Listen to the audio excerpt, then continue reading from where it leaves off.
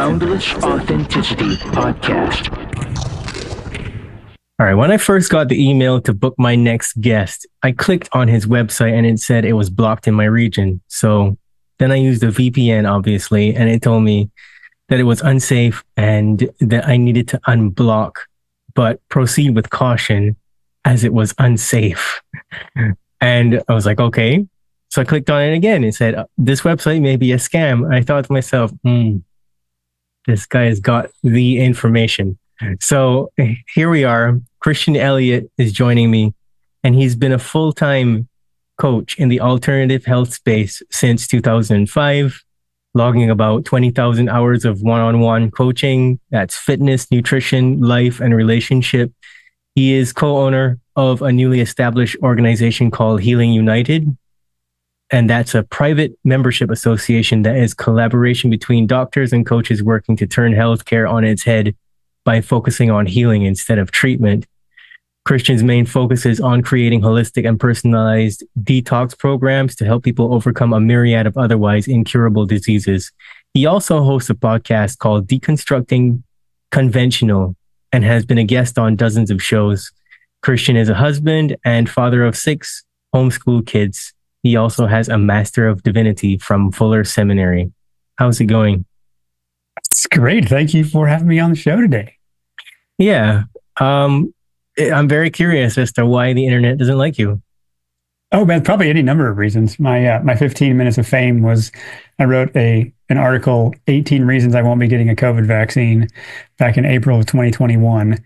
And that went viral beyond my wildest expectations. And a lot of people said thank you. And a lot of the fact checkers came out of the woodwork, and my site got more attention that I'm not supposed to be saying particular kinds of things. And so I think we even had somebody blacklist our entire site with every antivirus software out there. So that's probably the warnings that you got, that dangerous here. So I think we've overcome most of that, and people can find us now. But yeah, it's been a bumpy road, but it's been a wild one, and it's taught me a lot, and I love the work I do.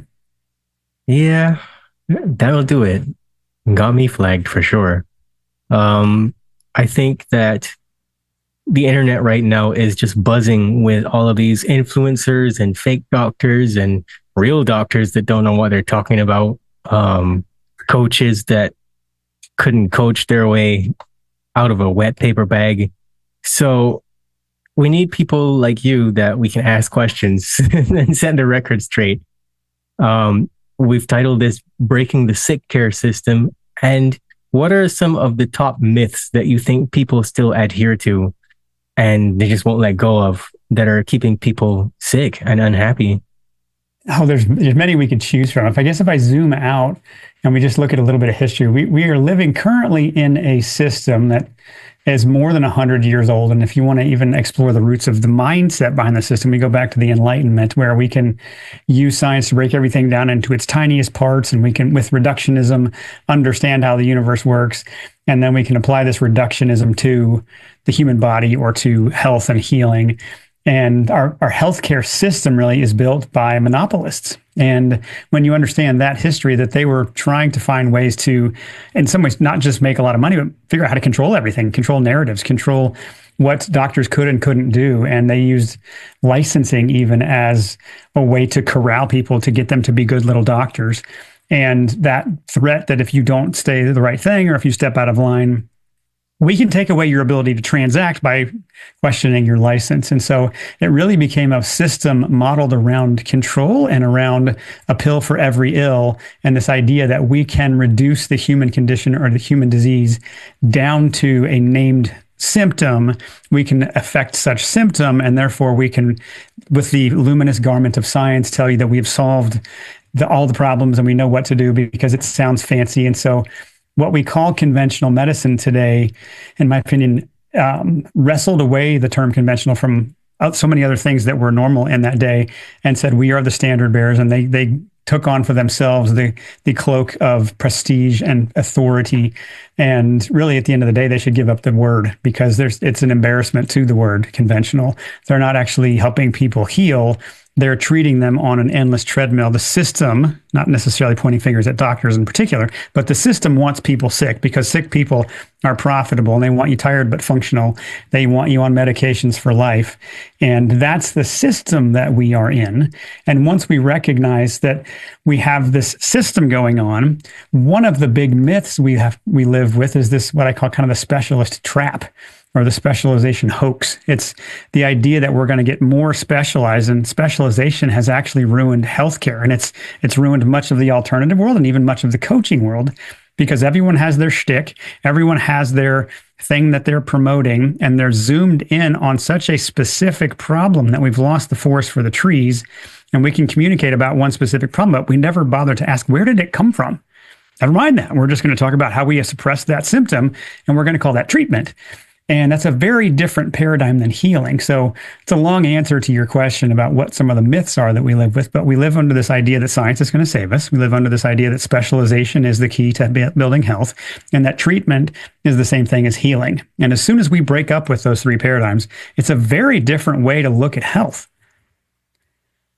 It's true. I often wonder why it's not easy enough for the average person to see that up until a certain point, there was no medical system, then there was, and then it all went to hell after that. I don't know what's difficult about that. Well, it's difficult in that, especially that it's evolved over time. Its mask has slipped off more and more, and it had better answers at different parts of its, I guess, history.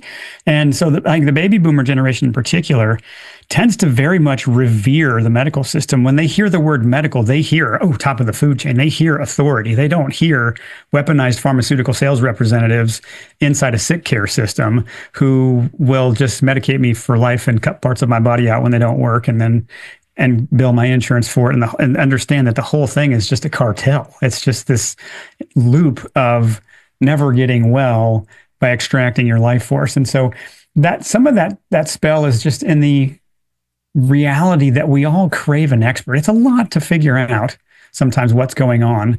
And it's a relief to think somebody else with an expert title has answers. And so we kind of just default to saying, well, they're the expert. How would I know? I didn't study that. And so that's part of what perpetuates the inability to see it, to use your frame there. That it is hard for a lot of people to see it.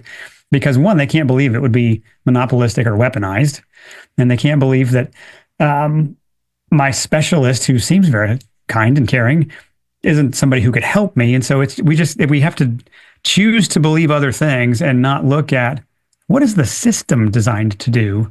And once it's kind enough to entertain that question, it doesn't feel threatening, then you can be more objective and step back and look at it. So hopefully we can break some of those myths or make that spell go away here today.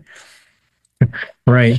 Well, obviously, I would recommend checking out Healing United if you're looking for solutions to your health issues. And that goes without saying, but I did say it anyway. So what are some other things that you feel right now in this very strange post-COVID apocalyptic setting that we found ourselves floating without a proper flotation device that's probably about to give out on us in a few? What would you say to people? What would you tell them?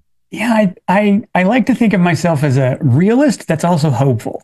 I'm not into black pilling. I do believe that we are against real threats. And I do think there's a reluctance to swallow real red pills because it's uncomfortable to say, this would imply some things that I don't really want to entertain or want to have to face, or it would even imply some things about me and my judgment and how I've set myself up and the circles I run in or the way I've framed the world. And so the more we can step back and realize that my identity is not on the line here by questioning something. So if we're trying to be objective about what's going on, we've been going through it for decades now, kind of a mass poisoning or slow poisoning and bleeding to death from 1,000 tiny cuts from big chemical, big agriculture, big pharma, big chemicals, meaning they can put that into food, they can put it into personal care products, they can put it into our water. It's everywhere. And so they've been poisoning us for a long time. And then what we lived through with COVID is kind of the mask slipped off. And there was a mass poisoning event. And there is, unfortunately, to this point, a very little willingness to face that amongst the people in power and amongst the people who've been impacted by it. And so we are witnessing the highest level numbers we can look at of overall mortality, of life insurance claims, of disability, of how many people are actually getting Social Security. And the numbers tell a very different story when you will look at them through the lens of, what if COVID was a mass poisoning event? What if this liability-free arm juice with mysterious ingredients created by companies that are serial felons, what if who had no liability for anything in the future either? What if that wasn't what they sold us? And if what they sold us was a lie and there was actually intent to do harm, we could find evidence of that. And we could look at the giant numbers I just mentioned and say, something really stinks. Died suddenly used to be the beginning of an investigation. Now it's a period. And we're just like, and then move on. As if we shouldn't have any curiosity about why so many young people and athletes and people in their 40s and 50s are being disabled or suffering heart attacks or dying unexpectedly, where turbo cancer came from. We should be curious about that. And if we can't be curious about that, then it's on us. And so part of helping people, myself included, is like, oh, these are uncomfortable numbers, but we have to talk about them, because if we can't, how are we going to get past it? And so my read on what's currently happening is there seems to be somewhat business as usual going on in our health departments. Even with a new administration, they just approved 2 new COVID shots. And that was supposed to be something that would never happen. We have to have placebo controls for that. And sure enough, they just never mind that. And so is that business as usual? Is this 4D chess or 5D chess? And there's always some other, you can't turn the ship around overnight, and maybe, but we also ought to entertain the possibility that maybe we've just been hoodwinked and maybe this is still more of the same. And if it is, then it's on us to say, enough. We are not taking your liability-free products anymore. And you can offer them, but we mass reject them. And the good news is there's so many more people. The numbers of uptake on the boosters is paltry. Last I knew, it was in the single digits. People are just suspicious of, like, this was supposed to do everything, and suddenly everyone still seems to get it. What was this thing about? And why are so many people injured? It seems like everyone knows someone who has been impacted negatively by them. And if we can't face that and say, how shall I then live? Then it's on us. And there are sheeples among us, people who just, no matter what happens, they won't want to look at it. But there's also predators among us who rely upon us not having a backbone to stand up and say something or point things out. And I just don't want to live that way. I'd rather say something when I see the numbers, and I'd rather do my best to help those who are interested in being helped. And that's, part of why we started Healing United, was an effort to help those who had been injured by these shots.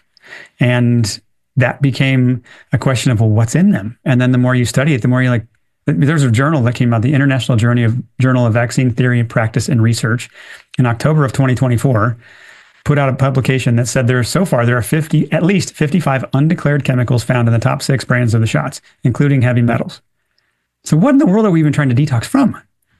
Becomes the question. And we're like, we just have to go back to, what is detox? Like, how do we help the body heal anything? How does the body heal? And that really, in hindsight, should have been the question all along. And there's so many different batches and lots, and who knows in what different things are in different shots.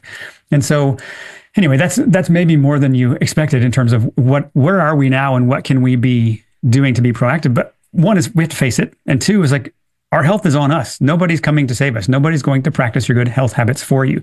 No one's going to force feed you a different paradigm. You have to be open to it. And once you are, there's so much you can do, and there's so much hope, and there's so much healing.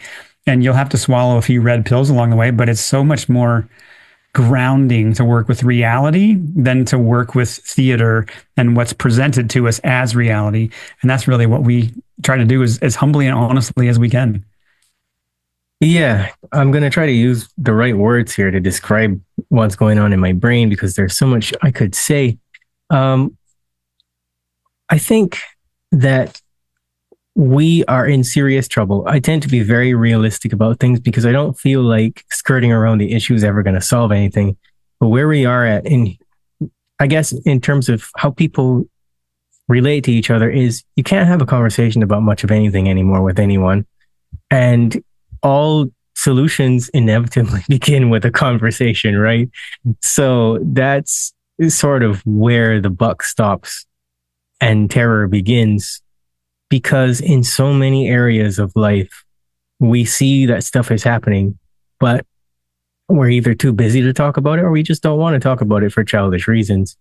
And then on top of that, you have the chemical issue where there are certain evil masterminds out there who are thinking to themselves, oh, so you think you're going to detox? Okay, let's just, screw up the fruit now or something. Yeah. No, have you heard of Appeal?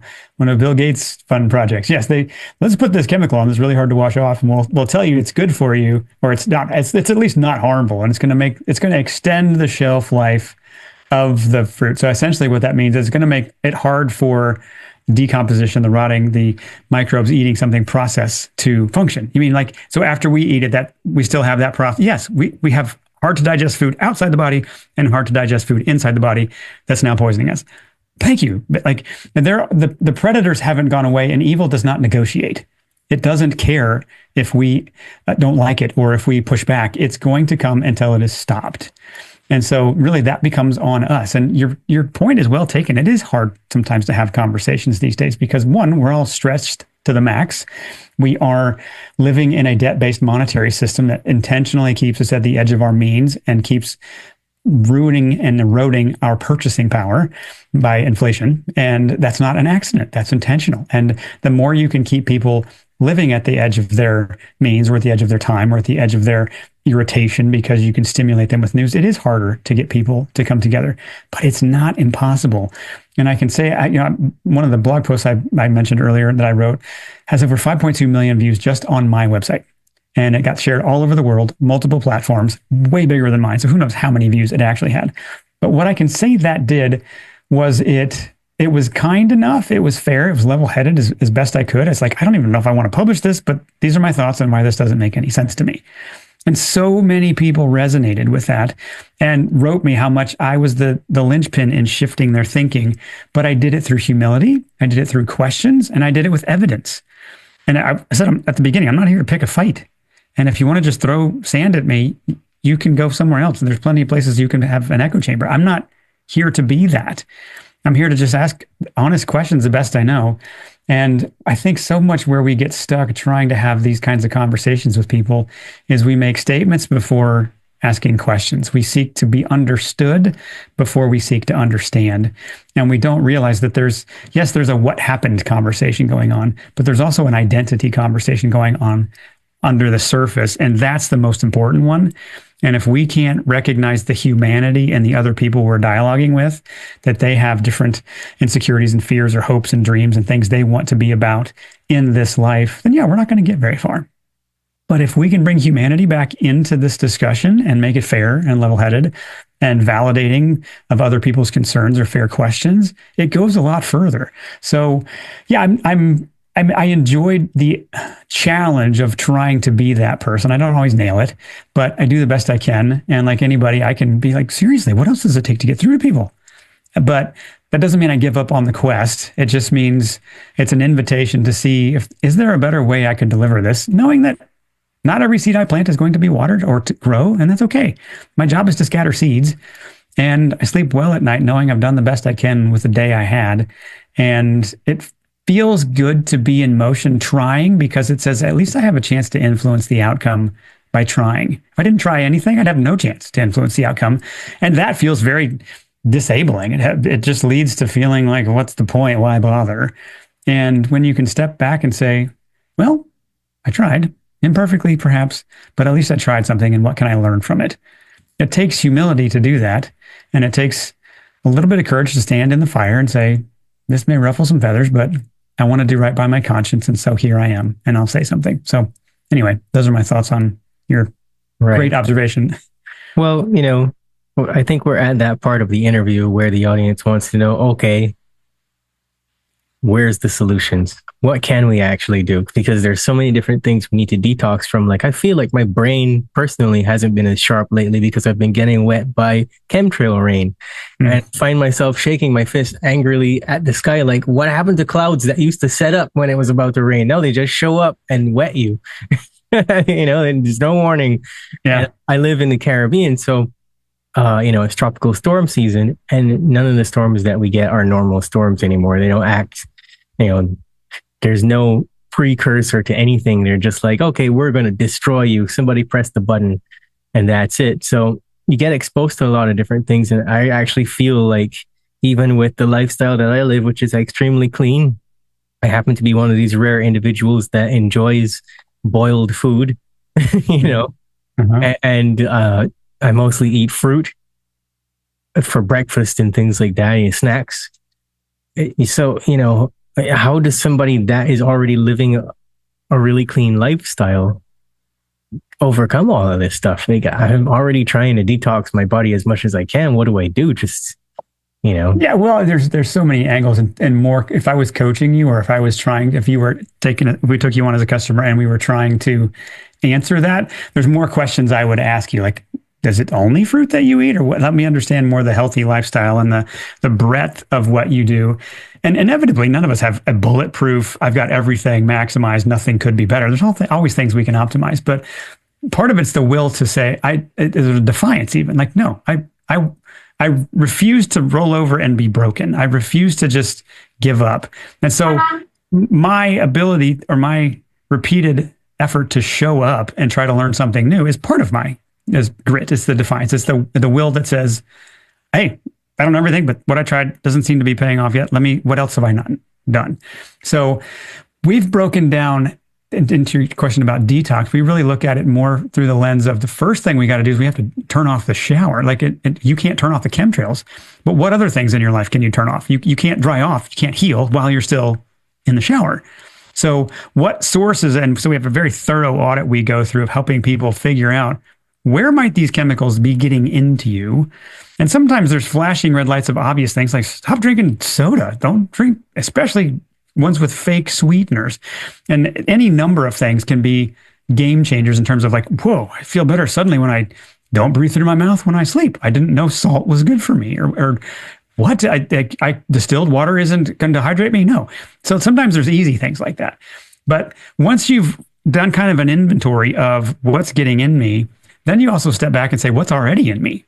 What life have I lived, and what does it take to get these things out? Which is then a biology question. It's also a mindset question. It's how do I stop poisoning myself with my thinking, and cynicism, or negativity, or apathy, or judgment, or whatever it is. This inner critic can be a really mean source of toxicity mentally.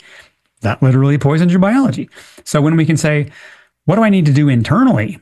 And we've basically boiled it down to about three things. There's the microbial realm that can be so unbalanced that sometimes most people don't know they have a parasite infection. It's a pretty common thing. In the Western world, we're just like, shh, that's not a real thing. It's only in third world countries, and we're fine here.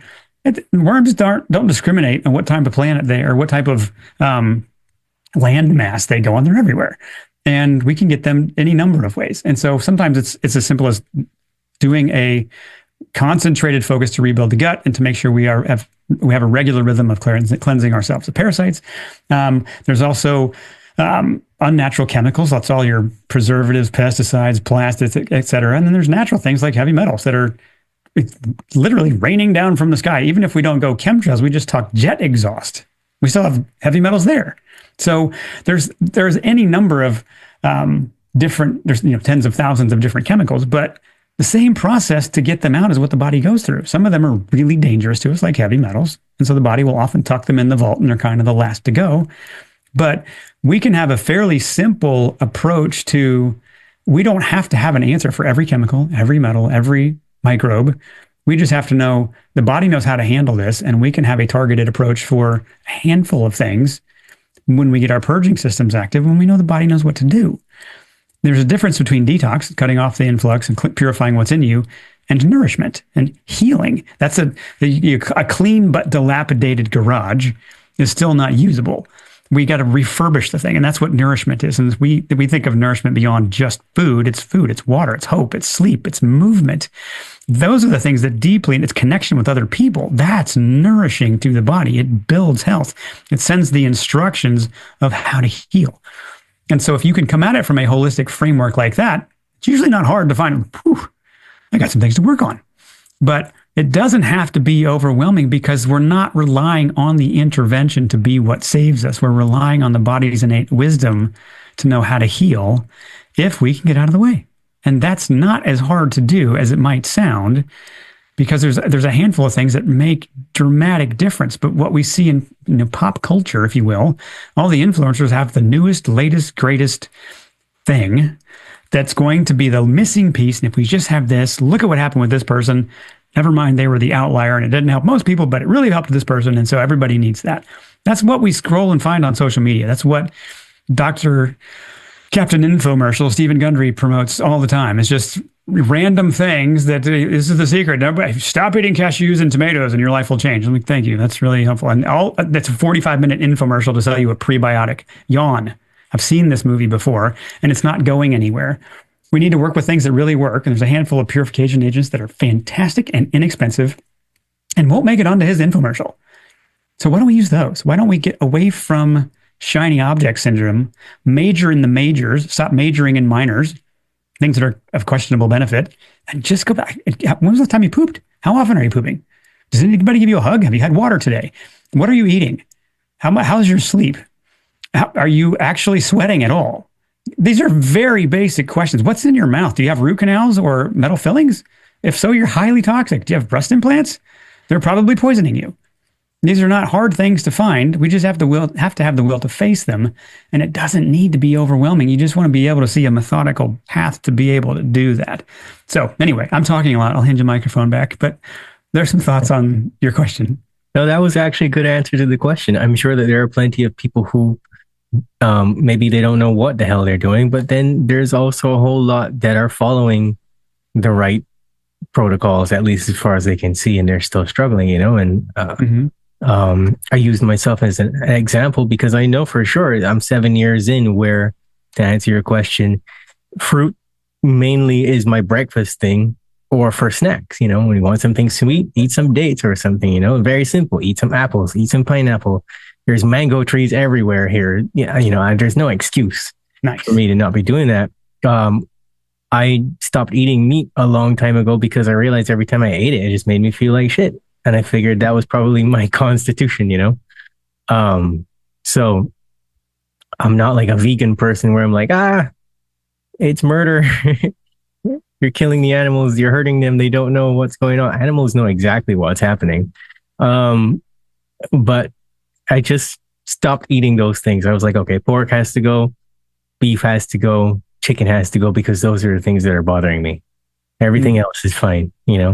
I would point to that as something going on in your gut that would give you a hard time digesting that. And that would be one of the places I'd start, just in case anybody has a similar situation. Yeah, every once in a while I'll have stuff with eggs, or I'll eat eggs, but only from chickens that I know that lay the eggs. I have chickens, so I'm fortunate, right? And I don't know, you'd think 7 years in that things would change, but I still feel bloated and not very good whenever I've tried to pick at some chicken or some beef. I'll never eat pork again. I don't care who says what it does, it's just nasty. Yeah, you can live without pork. But yeah, that's it. My dinner is usually steamed vegetables, sweet potatoes, green beans, broccoli, you name it. If it's a vegetable, I probably eat it. Here in this country, you have this thing called breadfruit. I eat that sometimes when that's in season. I'm good to go. So like I've said, only recently I've noticed a little bit of brain fog because I've been doing a lot of stuff outside. And it has also increased where there's a construction site 14 feet away from my house, and God knows what is in the additives that they're using to make that cement and stuff. Things from the demolition, things like that. So I figured that's probably what's going on. I've been in this game now of the alternative health and coaching industry for a long time. So I already know everything that everybody has to say. So I'm aware, and I you have this long list of things that to look for. So I think that there are people like myself that are probably like, what the heck is going on? And it's a valid question. If you feel that way, you should ask it, Yeah, no, it's definitely worth asking. And I would, if I was your coach, I would change how you're eating slowly. And I think you'd have some gains to make there. But you're not silly for saying, wonder what's going on blowing into my window through the construction site. And what is raining down from the sky? And what other things am I exposed to? Those are all relevant. It's rarely ever just one thing that is contributing and creating all of your problems. It's typically a confluence of things, or it is a confounding factors where finally the straw that broke your back and you've been literally bleeding to death from 1,000 tiny cuts, 1,000 chemicals that who knows what synergies they have. And you throw medications in the mix or anything else, and you've got a chemical cocktail that's now unique to you. And yet your body's quite simple. You cut your finger with a piece of paper, you don't have to coach it back down. It just knows what to do. And our healing processes are that way. They need time. They need some TLC. Just wash the cut, maybe put a Band-Aid on it, leave it alone, and it'll figure it out. Mm-hmm. And that's an oversimplified version of a lot of the other healing that we have to do. It's wash your mind. It's renew your mind. It is clean out your body. It is nourish it deeply. And yeah, health comes back. But we used to be so much easier to get people well than it is now. And we just are, 2 decades later from when I started, it's harder because there are more things going on in our lives. There are more sources of toxicity, and there are, more hidden answers that are suppressed aggressively. And it's on those of us who found them to get them out. And so to us, that's chlorine dioxide, that's DMSO, that's structured nanosilver, that's fasting, that's parasite cleansing. There are some heavy hitters in the world of detoxification that don't make a lot of money for people, that are very inexpensive and have repeatedly gotten me censored for talking about. So thank you for letting me speak freely here, because those are things that help significantly. And once you learn how to use them, my gosh, it changes so much, because your body's finally able to function in the way it was designed to function. So I'll wrap up that set of comments by encouraging you to keep going. There's always more to learn, and your health puzzle is not unsolvable. Just don't let cynicism win the day in your head, and you'll find it. Yeah, I would agree with you. I would also encourage you to expand on everything that you've just said, because I'm sure there's a lot of people. Okay, for example, what about those who say, healthy food's so expensive, or, I can't afford it. But, as you said, they're really causing you to live beyond your means in any way that they can. And so the price of everything is going up worldwide. What would you say to those people who are, they're like, okay, I'm starting to break a sweat now trying to stay healthy? Yeah, well, that sweat might actually help you stay healthy. But when it comes to the real situation we are all facing, unless you're financially not impacted by inflation, most of us have to deal with, like, just this last few weeks. I'm like, how many more times are they going to raise the price of butter? It's ridiculous. Like, nothing's going back down. And get used to the idea that deflation's not coming. It's going to get more expensive intentionally. So when it comes to life, we all have the same amount of time. We all have to make the same choices. And so an important set of statistics related to the US population is that we spend more money per person on healthcare than anyone in the world. And we spend less money per person on food than anyone else in the world. And so you'd think we'd be getting our money's worth with the big investment in healthcare, and we're not. And then you'd think maybe spending the least amount of money possible on food might have something to do with why we're so sick. Yeah, it does. Because we have chosen often convenience for trading off of the time to cook something, for other things we could pile into our schedules. And so sometimes it takes the willingness to step back and say, I have to have a lifestyle systems level think. If I'm going to take care of my body, then I have to just not begrudge that real food costs what it costs, and I'm going to have to cut something else. And if that means I have to procure things in bulk, if that means I have to learn to cook and I have to prepare food ahead of time, fine. Then my health is worth it. And my wife and I had that swallow hard moment, almost 20 years ago now, where we just said, okay, I'm over the sticker shock of real food. It costs what it costs. I will cut something else from what I'm spending and not fight that. This is my health insurance. This is what the big thing I can do to ensure that I stay healthy. So that doesn't mean it doesn't get hard. I've got 6 kids. We talk about it. Like, I probably spend more on food than most people. And we buy quality food. We do not skimp on it. It is not cheap. It's painful to like, oh, here it is again. And no matter how many times I feed these kids, they get hungry again shortly. So it's going to keep coming. So I need to calibrate to that reality. So what can I do? And sometimes it's just, I don't need Netflix. I don't need Starbucks. And I can find a way to do this. But if I can circle back to what I said earlier, some of the most profound things you can do for your health are pennies. Chlorine dioxide is about 1 cent per treatment, per swallow, if you want to think of it that way. Fasting is free. You can actually save money on food. These DMSO, nanosilver, is not expensive whatsoever. Cleansing yourself of parasites is not a hard thing to do, but gosh, it can, the amount of energy it can return to you, the diminishment of symptoms, the presence of mind, what's that worth? So sometimes it's just, I need to get scrappy and find a way and not let excuses, real challenges, another word for that, stop me. I need to outthink them. What would it look like? And sometimes that means I need to have help. And sometimes that means I just need to get scrappy and apply what I already know. So it can go either way, but I do empathize with it because we have to work with people's real budgets too. But we can get people healthy for $100, $200 when it comes to what they buy to take care of themselves. It doesn't need to be, well, brace for impact. Here's a big 5-digit investment and a whole bunch of tests and probes, and it doesn't need to be that.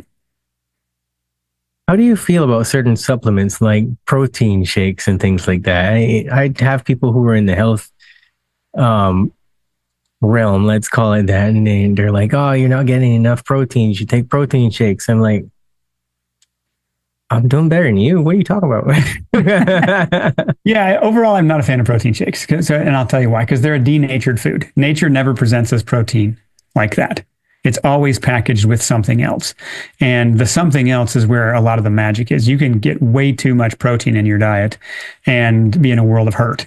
So protein is important, yes, but protein without fat, not going to help you much. Protein beyond maybe 20% of your diet is not going to be that great for you. It's actually really hard on the body. There's a great show, if anybody's seen it, called Alone. They put these people out in the middle of nowhere and make them film their alone adventure trying to survive with 10 items.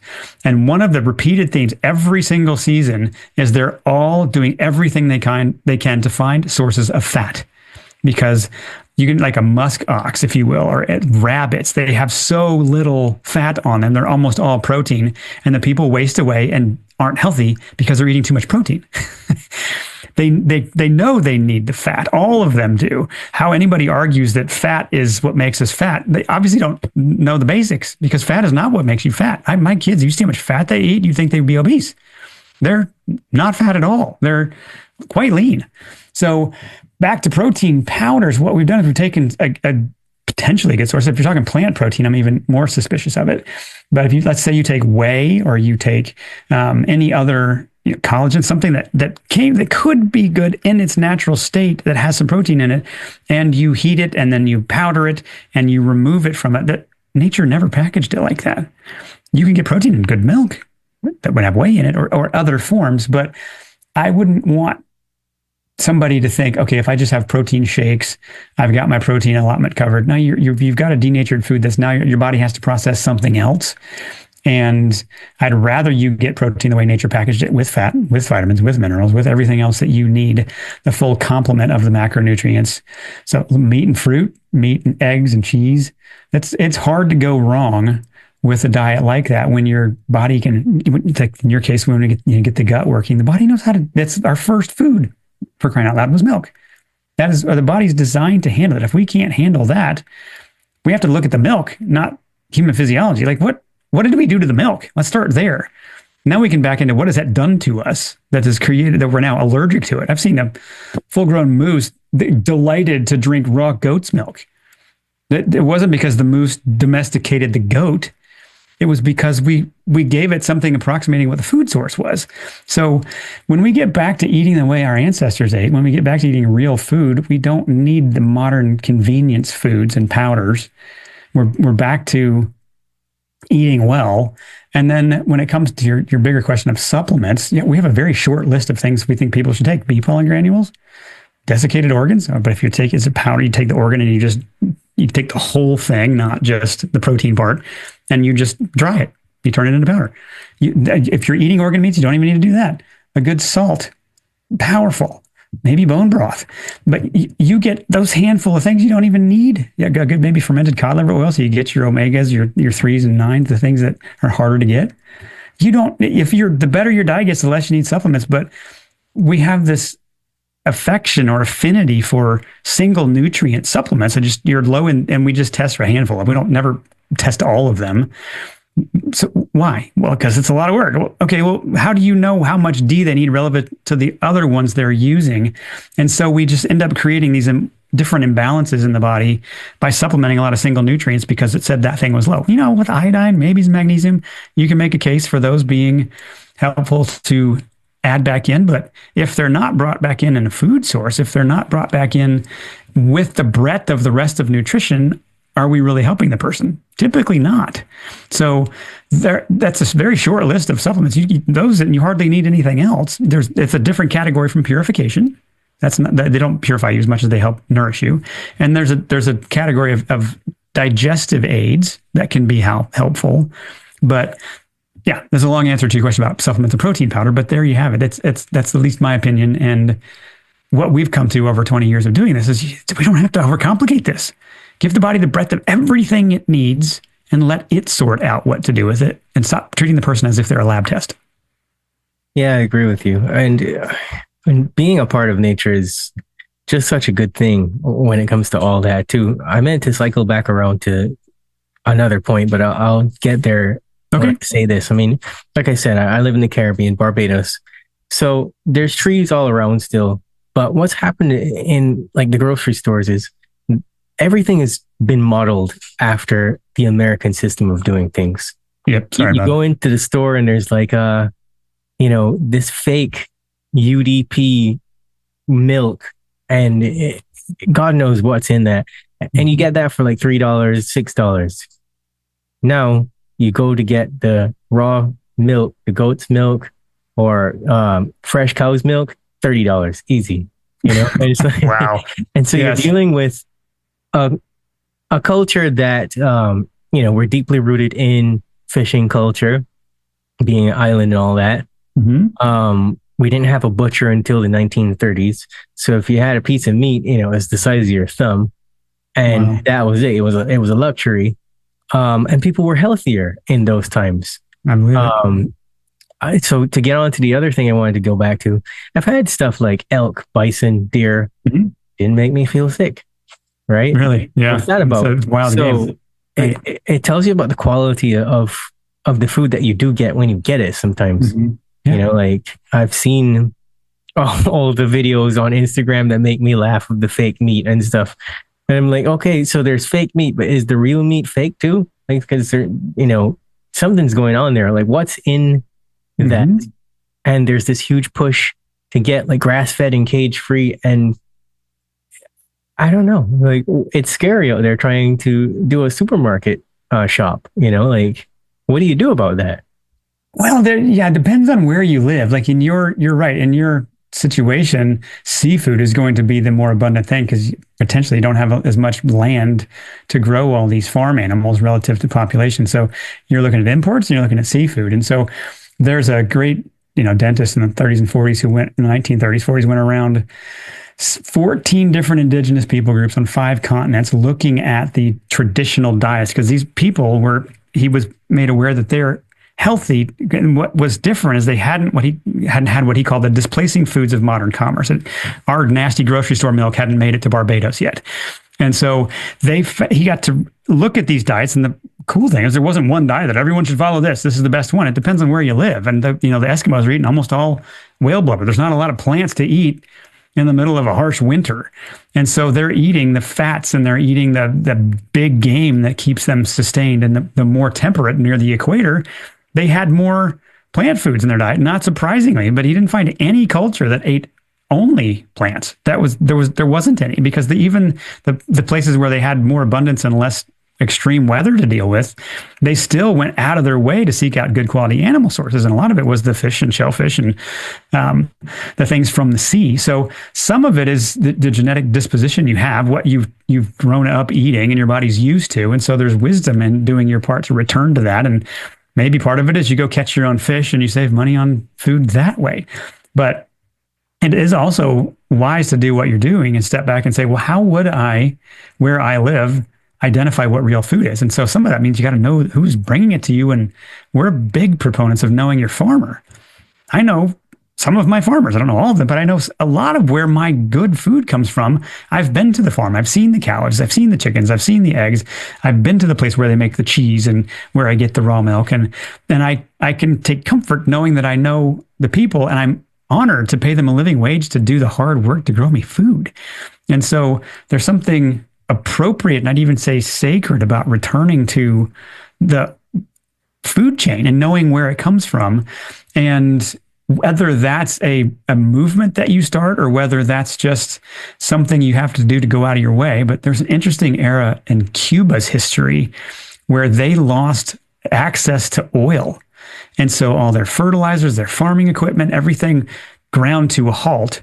And guess what they started doing? Digging up parking lots and planting gardens and getting to know each other and riding bicycles and on and on. And their food economy boomed, one, because they had to, because convenience was out the window. And well, figuring out how to grow food and raise animals is better than starving. So we're going to do that. And so it is a testament to what humans can do when they come together, when there's enough vision of what it could be. And so maybe in your situation, that means finding mentors, finding people who have demonstrated what it takes to have a greenhouse or what it takes to raise chickens and how it expands to herbivores and how the manure builds the soil and you're increasing the fertility and the yield and the density of nutrition in what you're eating. That isn't a pipe dream, but it is a longer term think than where am I going to eat this week? And some of us have to have that 10-year mindset of where it's going if we're ever going to change these things. And so that's not on every one of us to do it. I can't fight every battle any more than you can, but we can have a wisdom to say, what does 2030 look like? What does 2040 look like? What could be possible that would trend us well, that would allow me to feel like I'm back in the game. I have a chance to influence the outcome and I'm making a difference and I don't need any more black pills because I'm doing this.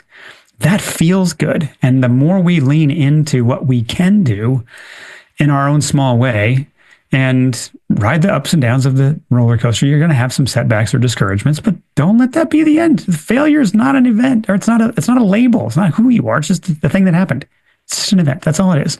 So if we can have that mindset to health, to food, to what it means to live a good life, I think we're going to live a much better one. Yeah. I mean, I used to live in America too, and I know how hard it is for people out there to find health food. There's a Giant or a Kroger or a Safeway or McDonald's and Burger King and Starbucks all in the same complex. And you're right. And you know, for a whole generation or generations, the closest thing to hunting that they'll find is the, Burger King down the street. Yeah. So it's tough when you have all these other options that are really bad for you. And then everything's just marketing. Like the protein thing is just marketing. It's like pretty soon, hookers are going to walk around with 25 grams of protein sticker on them. And they're going to make, who knows where we're going. Right. It's just, it is that insane out there. But I really think that individual responsibility is going to help us a lot. Because I mentioned I have chickens, but I've been thinking about getting some goats or something because I can see how agriculture is being targeted, how farming is being targeted. You live in a tropical country and we were in a drought for like 2 years. And they were trying to limit how much water you could use on your crops. So therefore, there was hardly any local produce. You couldn't find a tomato anywhere. Wow. So you have all these limitations that could very well be imposed on anyone, anywhere in the world at any time for any reason, because they can just press a button and stop the water from coming from the sky, right? And then they can tell you what to do. So, where does personal responsibility overlap with these solutions? Well, to me, I'll circle back kind of to where we started. To be able to function in a world that is trying to eat your lunch, literally trying to take your lunch. We need a more and more accurate map of reality. We need to be able to say what's really happening here. And you've mentioned chemtrails more than once. They're a real thing. There are people who genuinely want to starve you out or burn you out of your home or whatever. When they decide they want your stuff, they're probably going to come take it. So what does it look like to build resilience and to plan accordingly? You're at war and someone wants to take your stuff. No, it's a different gear when we go to plan something, when we realize that's actually a real thing. That's not just imagined. And what's happening in pick your country could theoretically happen here if they decide that they want to take our stuff. And so the beautiful news is they can't throw all of us in jail, and there's more of us than them by a gargantuan amount.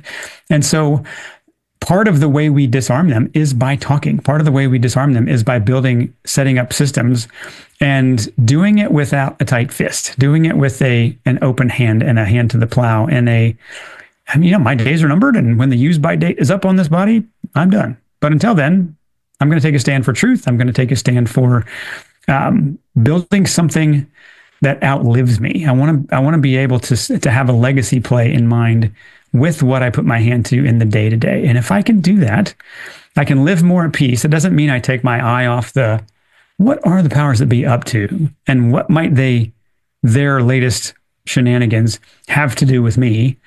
But if we live from that as a paranoid or cynical state, we're not going to get anywhere.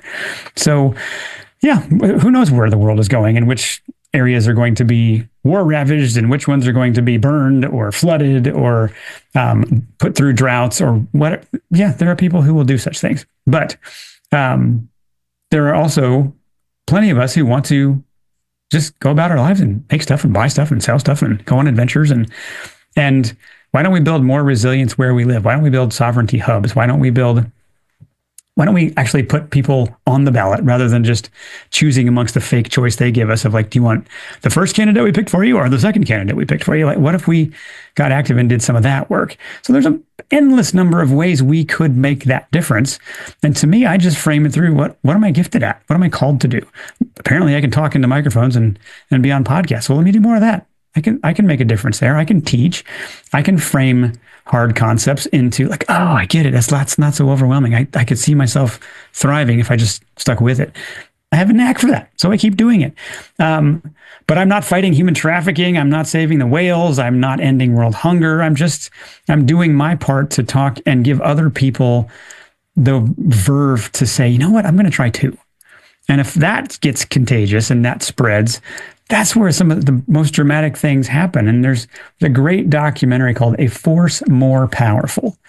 And it's a 2-part documentary, and it looks at what happens in 6 different instances in history when tyranny the boot was on the throat, and it looked like permanent enslavement was going to win the day and the bad guys were going to win. Every single time we overthrow these guys, they have this stupid idea that we just didn't try communism right the last time, but now we know how to do it, and communism's going to work this time. It will never work, ever. But they won't get it through their heads because they want power. And those people haven't all died and left the earth. They're still here.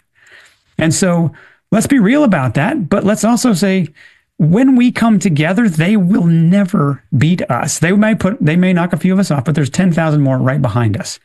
And if they get us, so be it. But I'm still going to be in this talking, doing what I can. And I'm not going to be a pushover because they want to make me afraid and have me go in my basement and play Nintendo and live small and scroll on social media and just do whatever the overlords tell me to do. Screw that. No, I'm going to come out here and I'm going to try to make a difference. I'm going to talk about the things that are important. I'm going to protect my family and I'm going to build stuff. And if they don't like it, they can pound sand. But they can't get all of us. So it's peaceful to say, when my days are done, they're done. But I want to be about good work while I'm here. So while I'm here, what can I make with what I've been given? Who can I love and serve and speak life to? And where can I give without being asked, without any expectation of return, to just do my part to carve out a little slice of heaven where I live? And to me, that's enough at the end of the day, because all I've got control of is really where I take my body and what I think about. So let me work with what I've got. And in so doing, we kind of find our own way, and life doesn't feel so cruel. Well, that was a powerful sermon, and it would be a shame to ask you another question after that. Well, thank you for that. And you're free to ask another question. And, just to cycle back to what we began talking about, the COVID thing is something that's clearly not going to go away. And we're all being affected by it one way or another, whether it's true that, somebody can be jacked up on it. They had 12 shots and whatever's in them can jump onto you, or, whether you have a family member that suddenly gotten ill because they had 1 shot, 2 shots, 20 shots. What are some things that we can do to help them without trying to make them feel wrong? Because I think that's where a lot of this stuff goes wrong. Yeah, my only, somewhat, I guess, a modestly successful vector into that conversation is just something. It's a question, and I'm not playing dumb. I'm asking an honest question, knowing that if they respond favorably, I have more to offer. And so it's something typically like, hey, I don't know if you've ever heard of fill in the blank, but I heard about it. It almost sounds crazy to me, but have you ever heard about chlorine dioxide? There's a whole bunch of smear, scary stuff about it, but I've heard other people have had amazing results with that. I don't know if that would, and I'm not attached to whether or not it's helpful, but you might look into it. Especially if you had, like for me, I have plenty of known stories where like, I know somebody who had fixed this and this and this, and you're like, whoa, I can show you pictures where you're like, what happened? So it's a unattached to their believing you or not is needs to be part of that, in my opinion. If you come off as like, you have got to learn this until you agree with me, I'm just going to keep pestering you. That doesn't work. So the whole, I can lead a horse to water, but can't make him drink. It's a real thing. So don't try to make everyone swallow everything you want to say. Just plant seeds and use kind, open-ended questions that give somebody a chance to, somebody gets desperate enough, they're going to be interested in other things they haven't heard of, and they'll start to look into it. And we won't win them all. I had a conversation recently with somebody who sells pharmaceuticals, and both of us were kind of curious how she ended up in my calendar, but her way of showing up in the world was, if it's medical, I trust it. If it's not, I won't trust anything. Like, I don't think there's much for us to talk about. I didn't say this, but I'm thinking, wow, this would be a fun one to see. Is there a question I could relate to? And so what I came to was, she's talking about the different medications she's on. And so you probably already know this because you're into selling these things, but an HMG-CoA reductase inhibitor does this in the body, and it depletes the body of CoQ10. So that has 7 different ways it can damage the heart and also give you gingivitis and weaken your immune system. But your doctor probably already knows that. So I'm probably just repeating stuff you already know, but you might at least look into CoQ10. And she's like gobsmacked, like, I didn't know that. Like, yeah, because there's no informed consent's a joke. They don't tell you this stuff. But so if you have working knowledge of something and you can deliver it I delivered a little more kindly and gently than I just did for you. But if you can do that gently and unattached to that with deference and respect, people usually appreciate it. So yeah, again, that's a long answer to how do you talk about this, but kindly, with an eye for fairness, with an eye for remembering that the person you're talking to is going through something. Everybody's going through something, and that there's I don't want my dignity to be on the line. I don't want my sense of belonging to be influenced by this if I look at it differently. That's always an undercurrent of every conversation. So don't lose sight of that, because that person wants to be seen and known and loved and validated and feel significant, just like you do. And if something feels unfair or attacking, you're probably going to get that in return. But if you can see the humanity of the person that you're talking to and see it as an act of service and a seed sower, even Jesus talks about the parable of seeds. There's 4 different seeds. Only one of them actually took root. So, if we're playing the odds, maybe 1 out of 4 seeds we sow will bear fruit. But that doesn't give us permission to, 75% chance this won't work out, so why bother? Like, go plant seeds. Do what you can. Speak up, talk. If you have a hard time with this, learn conversation skills. There's so many great books and courses you can take to get better at relating to these predictably irrational things called humans. So develop the skills, get better at it. And you're never going to be perfect and angelic and never speak I could have said that better. Throw out perfection as a standard and just try and see if you can get better at it. And sure enough, with time, you will. Yeah, it's true. You know what I like to do with them? I go, hey, I'm making some soup. You want some? You're like, okay, sure. You're like, oh, that soup was delicious. What was in it? Oh, moringa leaves. You're like, oh, where'd you get those from? I never had them before. Oh, I want they're right here on my tree. You want some? And they go, same people that get the thing you can't talk about, they're the ones that are always on their phones anyway. So the first thing you do is they Google it, like, what are the health benefits of moringa leaves? And you're like, oh, okay. I should probably get some nutrients that way because they got the thing because they're health conscious in their minds, right? So you just do that. Yeah. Don't fight with them. Don't argue about it. Yeah. Yeah. You will go so much further if so my comments were without context of the relational equity you have with the person. And if you have a very little or limited relational equity, you can't make a withdrawal from a bucket you've never deposited anything into. So go make a deposit in their bucket, in their bank account. Give and serve and love and do it without keeping a ledger. Just know that you're not going to get belief and buy-in from somebody if you haven't served and loved them first, because we've all heard the saying, nobody cares, or people will only remember how you made them feel, and they might remember what you said. And it's how you make them feel that's important. And that doesn't excuse us from having hard conversations, because fair things to hear can sometimes still be hard things to hear. But if you can deliver it with as much kindness as you can bring to the table, then you do that. And just remember to love people first, see them, and these conversations get easier. So where can we find you? You can find us online. So our website is healingunited.today. So we wanted a little more urgency than .com. So healingunited.today, meaning let's get on with it already and let's get you healed. So we're a private membership association. You can find us there. We're on social, different places. Our biggest channel is Instagram. So Healing United on Instagram. And then you can just email me, Christian@truewholehuman.com. That's my private coaching business. And you can find my podcast that you mentioned, Deconstructing Conventional, just about anywhere you listen to podcasts. And yeah, that's where you find us. Well, Christian, thanks for being on the Boundless Authenticity podcast. Thank you for having me. It's been a fun conversation. Awesome.